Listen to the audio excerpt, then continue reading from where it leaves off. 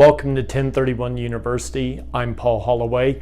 Today's topic is going to be, is it possible to do a 1031 exchange on property that is held for resale? And when I talk about property held for resale, there are two classic categories of people that come to mind. Builders of real estate and so-called buy, fix, and flippers. And what I'm getting at here is, if you are a builder of real estate and as a part of your occupation you build properties and you immediately sell them for profit, good for you, you made a profit on that property. But is it possible to actually defer any capital gains taxes under 1031? Typically not. Same with Buyfix and flippers. If I have somebody that says I bought a property for $200,000, I put $40,000 into it, and then I immediately put it on the market and I was able to sell the property for $500,000. So I made about a $260,000 profit. Is it possible to put that money into a 1031 exchange and then continue to do the buy, fix, and flip process? Albeit it's a great investment and you did very well on this property. If the goal is to hold on to that property for resale, much like builders, you are not able to be a good 1031 candidate. So builders and buy, fix, and flippers tend to get what is referred to as dealer status by the IRS. And if you are considered to be a dealer of real estate, you typically can't do a 1031 exchange. Everything under 1031 is based on intent. So at time of selling the property or buying any replacement properties, you have to show long-term investment intent.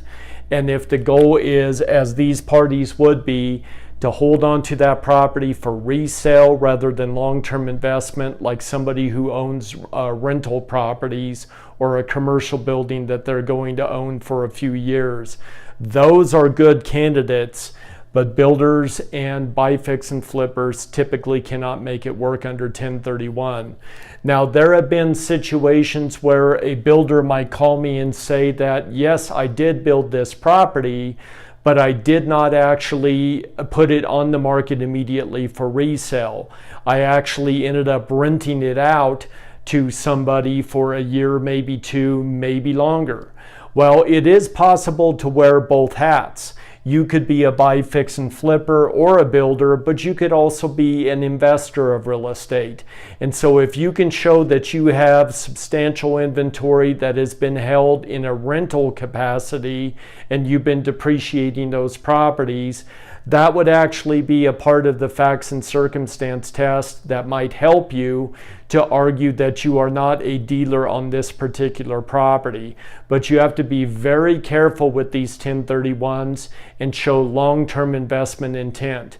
The final point, I'll have these types of people ask me that, well, what if I hold on to the property for a year and a day? Does that make it magical to where any investment that's held for at least a year and a day and a long-term capital gain, does that automatically qualify it under 1031? Unfortunately not.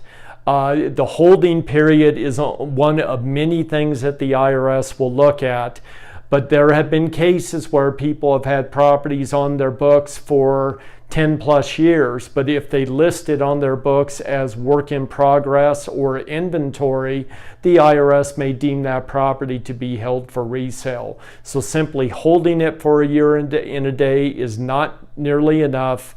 You have to establish other facts and circumstances like a rental history, depreciation, to help make it qualify under this section of the code. So hopefully that gives you a little bit of clarity of who can do a 1031 exchange and what parties may not be the best candidate.